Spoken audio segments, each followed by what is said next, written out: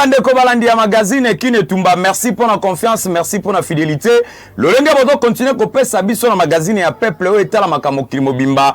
Tika to pesa pembo te na balandi monene o balanda kabiso à travers magazine Kine Tumba ya Roger Batessa, le fondateur et la fondation OCN. Merci na yo. Merci na Nicolas Costera zali bongo fondateur et la fondation Fonule.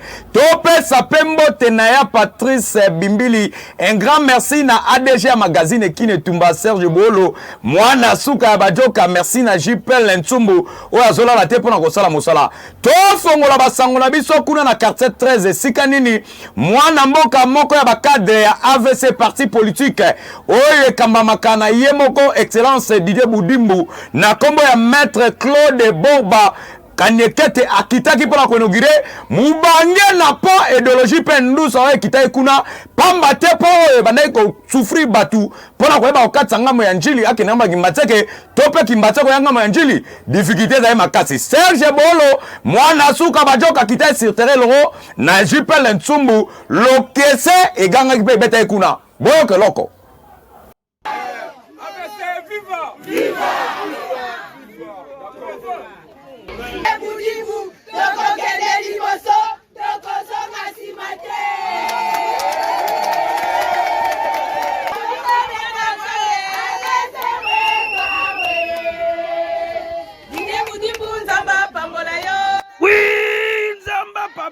Didier Budimbu, papa mako bien les socialistes.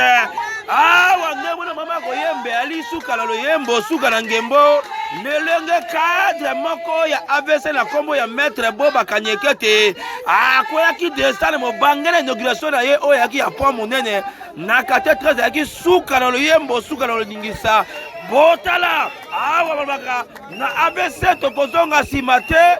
Toke liboso poza ka suka na loyembo suka na nyingisa bande ko bolingo boso mona ndenge yemoko maître Boba Kanyekete ataki bo bangera inauguration ya po na veni makungu bande ko beta ki maboko balbaki nde yende njiliwa ya solo yende moto ba ko voter na maître Boba Kanyekete ali moto na sembo moto na solo aloba ka pesa la kiango ainsi dit ainsi fait moto aboye jamais na changu arataka jamais na tango akoyaka akozonga simate toujours liboso poza la moto AVC na AVC tokolonga na AVC tokokende alobaka pesa la kango esika ka bongo te yemoko pe akataki pe amataki na kata pont akataki ngamba kimbateke yangwana fiska beya talo enga boy isa exemple suivre tolobi nini tolobi na bino ba député bakena parlement ko vanda kuna bota na le maître Kanyekete Boba nani kuta komi na yete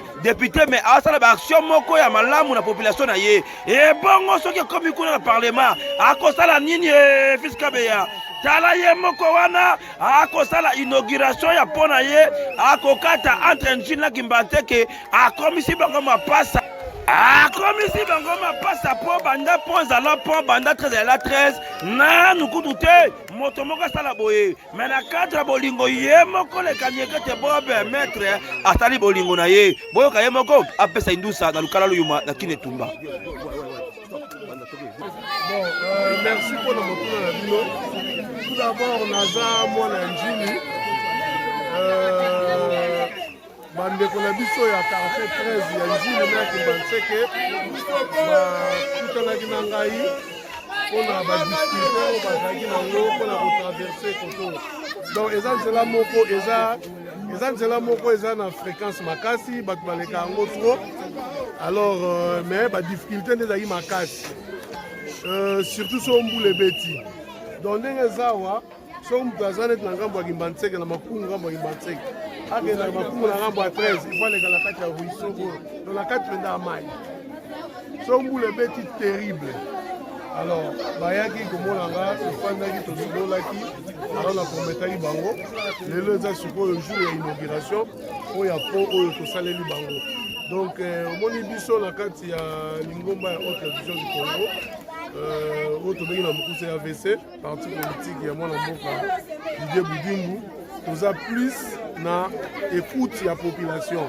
Donc quand on dit déjà haute vision du Congo ezoloba makambo ebele tozomema politique na biso lolenge te na bangomba mosusu biso tozali ndenge naza mwana njili naza obligé na respecter ligne ya devise na biso ya développement place nazali il faut nasala de telle sorte que ezala développer. Donc voilà pourquoi les autres poto inauguré donc au moins tous ces bébés cadre parti les femmes peut baza représenter les poto inauguré mon mboka boba lelo ba Congo ba Congomani banjilo précisément na mabele ko lobali mona njili ya tongo ba pression confiance ko kende nanda ko abikeli bibe ko abikolo to pe ensemble lelo so koti nanda ko wana assurance nyo ko pesa population njili o lelo ba ko betolo maboko ba ko benga yo na kombo ya député na no koti na kitelo.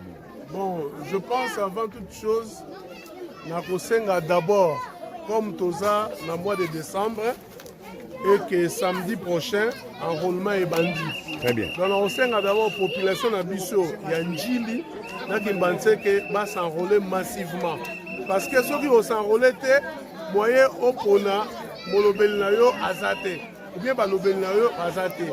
D'abord il faut qu'on s'enrôler.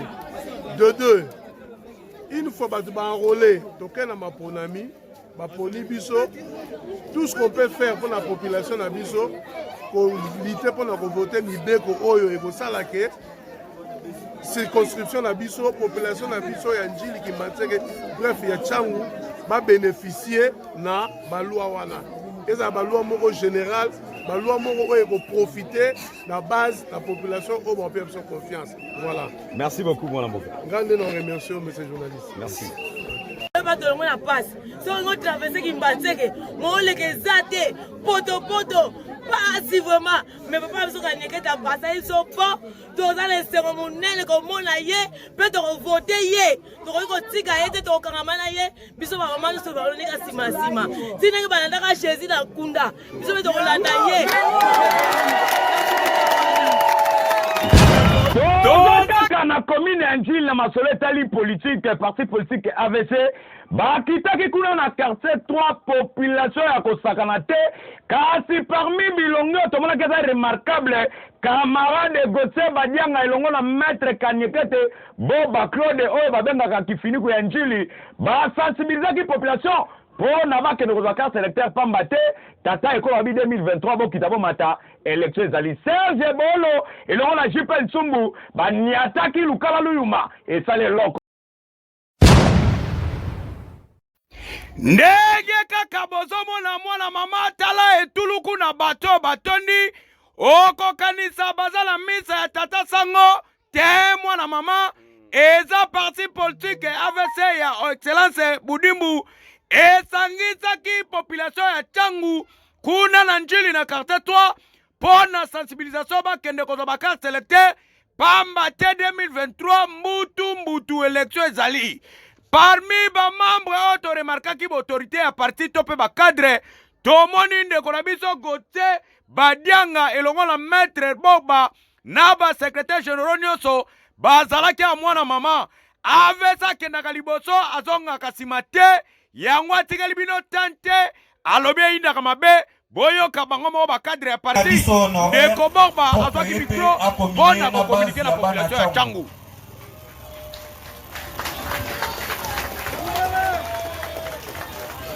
AVC viva!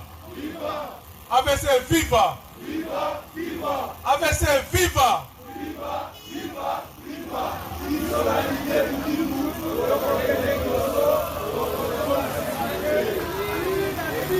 Ok. Bon, Tolandi, secrétaire national Gauthier Badianga, ameki ko ramasser presque nyonso o etali milulu ya lelo. Alors, nakobakisa eloko moko ya muke na oyo secrétaire national na biso Gauthier Outi Koloba. Tout d'abord, nazali ko remercier ba autorité ya parti, kobanda l'autorité morale,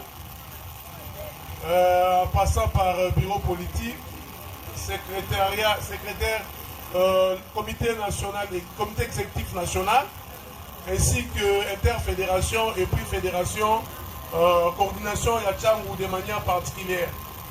Alors, le fait que coordination a organisé journée à l'élo, ezali kotabisa ke azali na posa biso changu na maponami oyo ekoya tozala soki première te na changu mais tozala ta première na kati ya parti na biso eza boye te parce que otiki misala boye koyoka biso na cadre ya sensibilisation ya enrôlement parce que mpona kovote mpona kosoutenir mpona koloba ke tokopesa majorité eza na maloba te eza na misala devoir ya liboso ezali faut s'enrôler soki osenrôle wana okoki kobeta tolo ke na maponebo koya nga na kopesa AVC voix nga na kopesa secrétaire national Gauthier voix nga na kopesa secrétaire national Zanga voix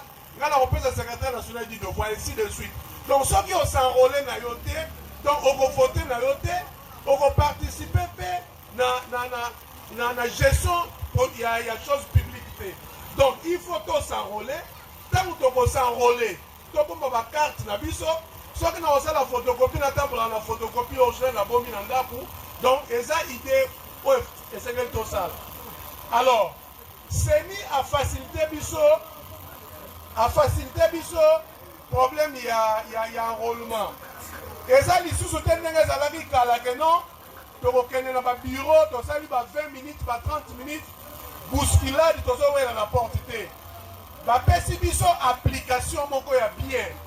Je pense na niveau ya bakonzi ya parti bakoexplike biso application wana donc neti ngai na telefone na ngai nakoki kofacilité même 10, 20, même 50 personnes bamama bapapa oyo baza na possibilité te ya komanie application wana.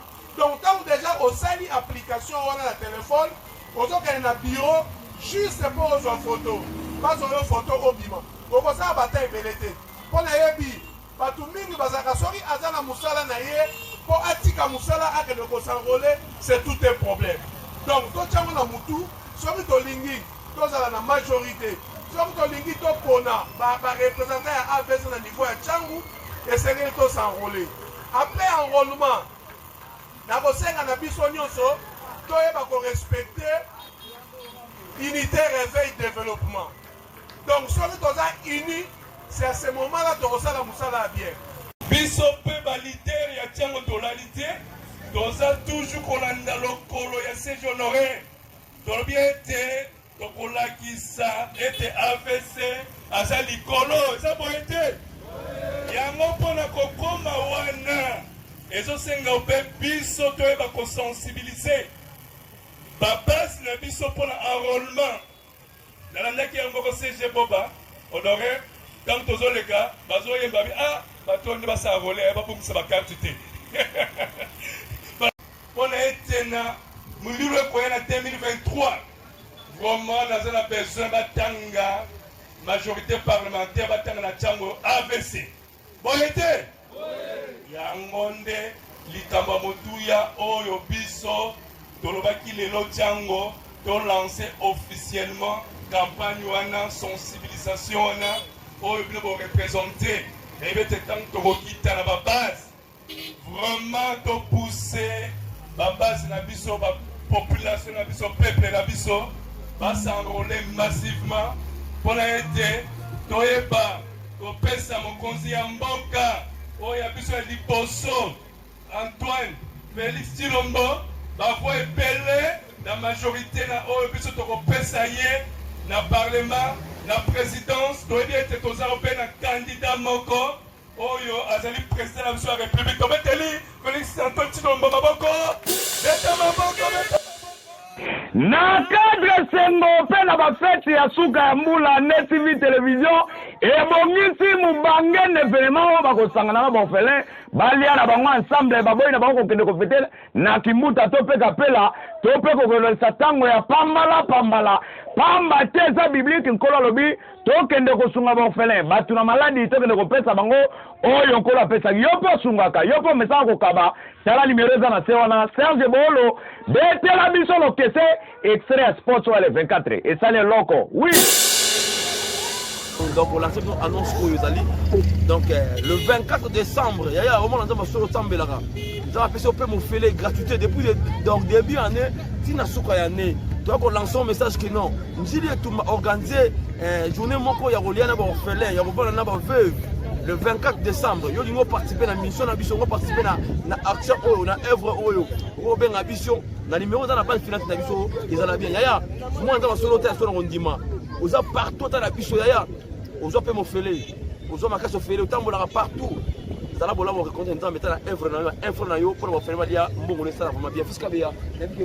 Donc voilà Serge Bolo, là on lancé l'appel na ba partenaire nyoso, batu nyoso balingaka nchi etumba.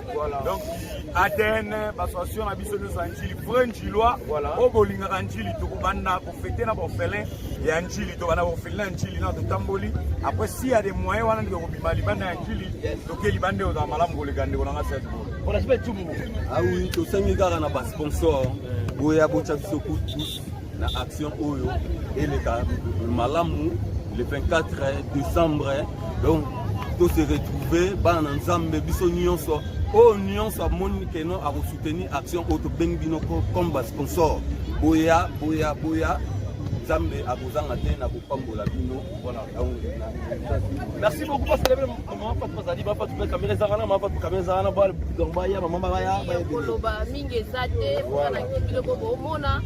To beng sibino ba mama. Ba chaîne sœur au bozake na mama moyen na bino, pour ko soutenir biso na loko to tokomi na suka ya magazine na biso kile tuma mokolo lelo yango na lobakete soki bomoni fiska be azoseka elekiseke na komi na suka ya magazine na mokolo lelo yango elobaka kuku pemba mwana soso alelaka kaka na butu alelaka na moi te. Merci na Roger Batesa, papa social, le fondateur ya fondation OCN. Merci pe na kuluta baleki ngando Nicolas Coste, fondateur ya fondation Fonine Maman Lolita. Merci à l'honorable Dakingo Maya Patrice Bimbili, Ndeko na Cécile Bimbili. Tikala pe sape merci na Guy Foulard Mongeron, Loboko epesa kabakata kate. Merci na administrateur ADG ya magazine Kino Tumba Serge Bolo, mwana suka bajoka Jipel Ntsumbu, le directeur technique. Na profiter na kombo ya magazine Kino Tumba na présenter pe ba joyeux anniversaire Pambate akobota le 21 décembre na butu. Mama Beati Malonda, mama ni mama BM Kolo Mobali, umela la yo mama. Yango tolobaka lukala luma ebeta kana moite na butu ndeka. Tozo kamuna Serge Bolo. Lokese kamuna bango.